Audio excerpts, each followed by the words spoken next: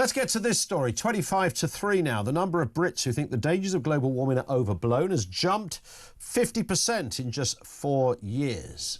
Net Zero doommongers is partly to blame for this. A survey shows that 1 in 4 voters now dismiss climate fears, while 16% say global warming isn't caused by humans, up from 11% in 2021. This is not the direction of travel that Ed Miliband would like to see. Support for banning new petrol and diesel cars has also fallen to 1 in 3, and just 16% would pay higher bills to switch to electricity.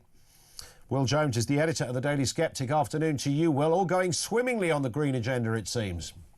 Yeah, we're seeing the collapse of the net zero climate alarmist agenda in real time. We're really seeing the public turning against this agenda that's been completely overplayed, I would say, by the elites, by the politicians, by the scientists as well, who often seem to act more like activists with the papers that they put out in the United Nations as well. And people just are increasingly not buying it. And although that they might still tell pollsters that they believe in man-made global warming and that they are worried about it, they'll still say that. More and more are prepared to say they don't believe it, and more are saying they don't know. But when we actually look at the bottom line, when we look at what people are willing to do for this thing that they suppose that most of them still say they supposedly believe in, although less and less, as we've heard, very few of them are actually willing to pay anything to counter this threat that supposedly is threatening the planet. We see that nearly 9 out of 10 people now say that they oppose paying more on their energy bills in order to counter the supposed climate threat. And we also see that just a very, very small proportion, just 70% of people,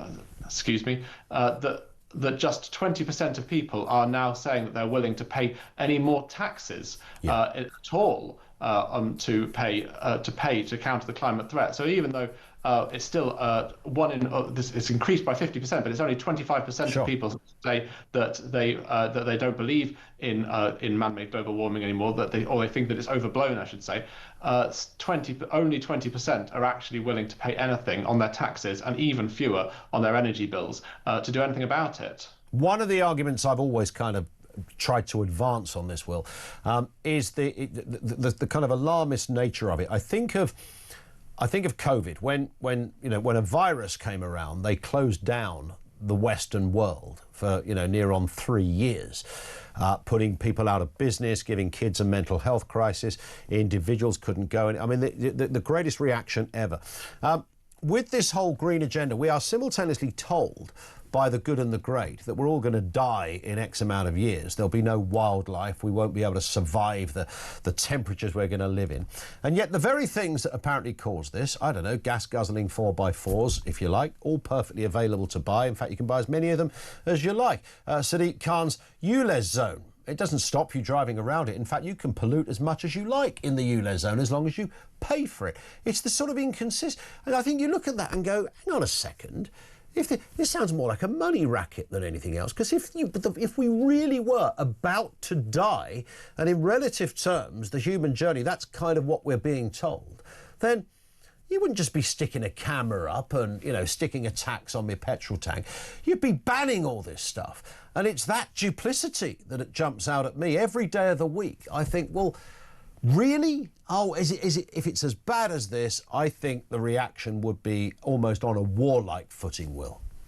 Absolutely. You have to wonder whether the elites themselves, the politicians, really believe the alarm that they're putting out.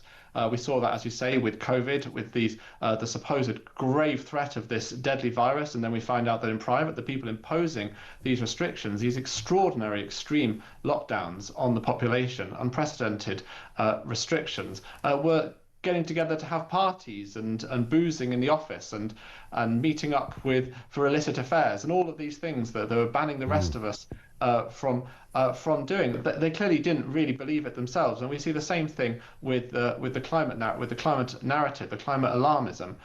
Do they really believe it? If they really believed it, would they not be pushing? Would they not be taking more radical action? Would they not be pushing it more? Having said that, I don't really want them to be pushing it more. No, of course, I don't want to either. But it does rather it sort of exposes something here, doesn't it?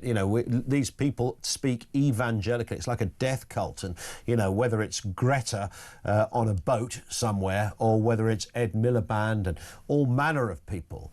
And yet, actually, it doesn't quite make sense. Nothing makes sense. And it doesn't surprise me, therefore, that quite a lot of members of the British public have jumped on this and gone, no, I'm not buying into this. Well, there's always been these doomsday scenarios that have been put out. Previous generations, it's been religious and these idea that the world is going to end and we must all take radical action. History is littered with these tragic stories of cultures and peoples taking extreme measures to counter an entirely imaginary threat. And even if you think there's something to this idea that that human activities are increasing the temperature of the planet, you have to ask, how much is that? How much are humans really contributing to this changing climate, which has always been changing? How dangerous really is it? How much can we really not just adapt to it? Would that not be cheaper? Would that not be more effective? Are there not benefits in being a little bit warmer in carbon dioxide, which is of course helping to green the planet? Is it really as drastically bad? Is it even that bad at all? Even if you accept some of the narratives that are coming out from the scientists, even if you accept that, how bad really is it? Do we really need to take this radical action, or is it, as some on the right especially have suspected for a long time, is it not rooted in these anti-capitalist narratives, anti-industry, industrial civilization, anti-Western civilization? How much is it actually rooted in this very often radical left-wing ideology that actually sees industrial civilization, Western civilization, capitalism, even humanity itself as some kind of problem, some kind of inherent problem that needs to be solved? 100%. And it is a classic tool of the left, isn't it? We saw it with Black Lives Matter when the man was killed by police, George Floyd killed by police in the USA, and suddenly people start marching in their thousands on the streets of Westminster, and suddenly describing our country as if we're, I don't know, Johannesburg in 1978 or, North London in 1980. I mean, just extraordinary. So you think, hang on a second, there's people on my telly telling me that racism is worse than it's ever been. And similarly with this, it's a tool, I think, that's used, that when you get to making life better and we have cleaner air than we've ever had, we don't use coal in any meaningful way. Even a 4x4 is subject to all manner of previously EU regulations, so they have to be built and designed. Buildings are designed in different kind of ways. We don't have guff coming out of chimneys like we used to. We insulate homes in ways that would have been unthinkable 2 decades ago. We do all of this, and the same people on the left go, nope, we're all dying of air pollution. It's worse than it's ever been. You think, whoa, hang on. It cannot be worse than it was 20, 30 years ago. Absolutely. And yet, what amazes me is how much these ideologies take over what should be the bastions of objectivity and scientific fact. You see scientific publications getting all caught up in what just seems to be this massive exercise in groupthink and mass hysteria. And although at the moment the United Nations IPCC, the scientists there have been what they actually put out in their scientific documents is much more measured than the political spin that's put on it. Increasingly, you see even the scientists getting caught up in this, and it terrifies me because they're the people that we rely on to bring objectivity 100%. And to bring and that worries me, and it's gonna have to break. We can see the British public aren't buying it so much anymore, and increasingly I believe that the true level of collapse of the narrative is greater than this poll shows. That people don't necessarily say what they really believe to an opinion pollster, and actually also YouGov has been shown to err on the side of supporting the progressive narratives and collectivism. So I believe that the collapse is worse than even shown in this YouGov poll. So people aren't buying it anymore. But we really need this sharp correction, and we need the scientists, more and more the scientists, to break ranks and to start saying, actually, you know what? screw the fact that this is going to affect at the moment the funding that I get, because that's often what drives it. The funding is controlled politically. Then I'm gonna start speaking truth, and I'm going to say how it really is. And as they stand up and say that, then we will see more and more this breaking, this collapsing of this narrative. Yeah, and they are a kind of, it is a warped ideology, you know, the sort of people that think Isambard Kingdom Brunel, you know, was essentially like Adolf Hitler, or, you know, James Watt, Michael Faraday. These kind of people were, hang on, these are the people that brought progress, social mobility, and all that followed on from their great inventions and innovations. But again, nothing quenches the thirst of those people, because they continue to try and they want to slay another dragon. I was reminded, just talking on this subject, when we began, when I was just referring to that, you know, never being able to please some of these people, when I don't know if it was Sadiq Khan or Boris Johnson, but when Transport for London first announced they were going to have, you know, cycle lanes from literally east to west, north to south, and every flipping road in between.